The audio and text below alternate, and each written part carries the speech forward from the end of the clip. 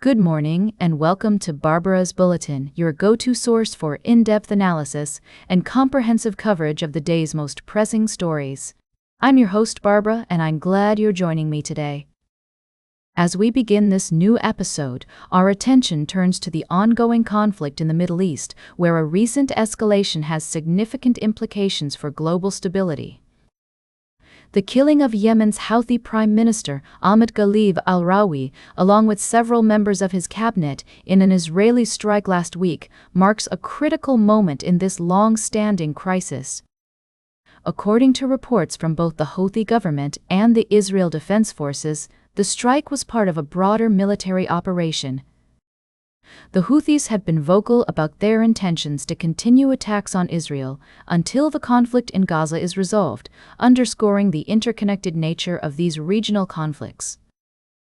It's essential to understand that this development is not isolated but rather part of a larger geopolitical landscape.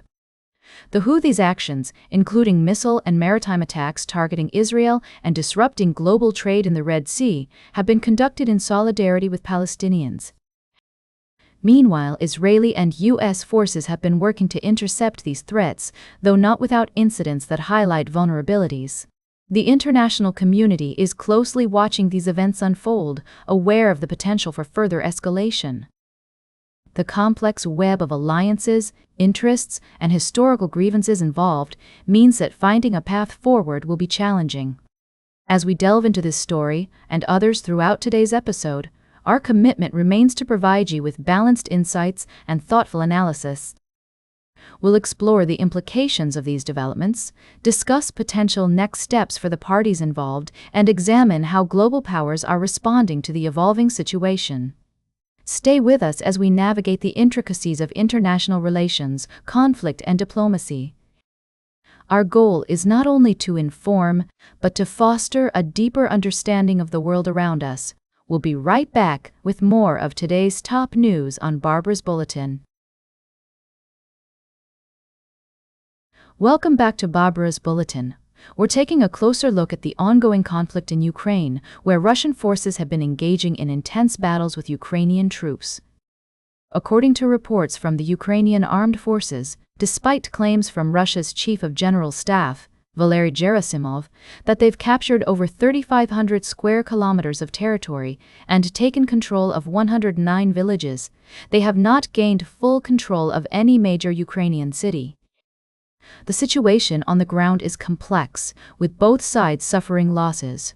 Ukrainian President Volodymyr Zelensky has been calling for tougher Western sanctions on Russia, stating that Vladimir Putin's attacks demonstrate a lack of interest in pursuing peace.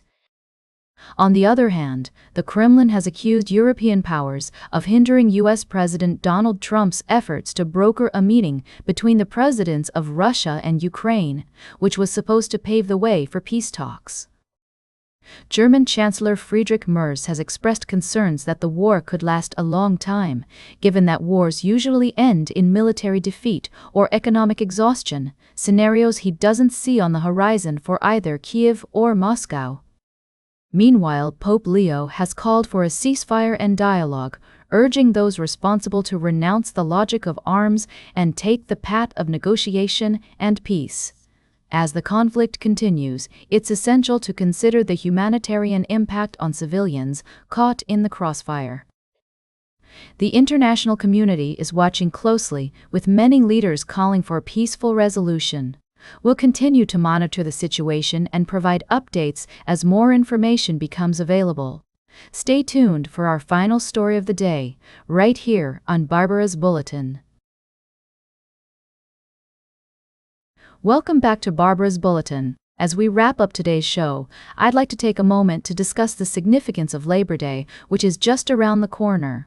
Many of us are looking forward to a long weekend, but it's essential to remember the history and purpose behind this federal holiday. Labor Day, celebrated on the first Monday of September, has its roots in the late 1800s, when labor unions were fighting for workers' rights. The idea of a day to honor American workers quickly gained traction, and by 1894, it had become a federal holiday.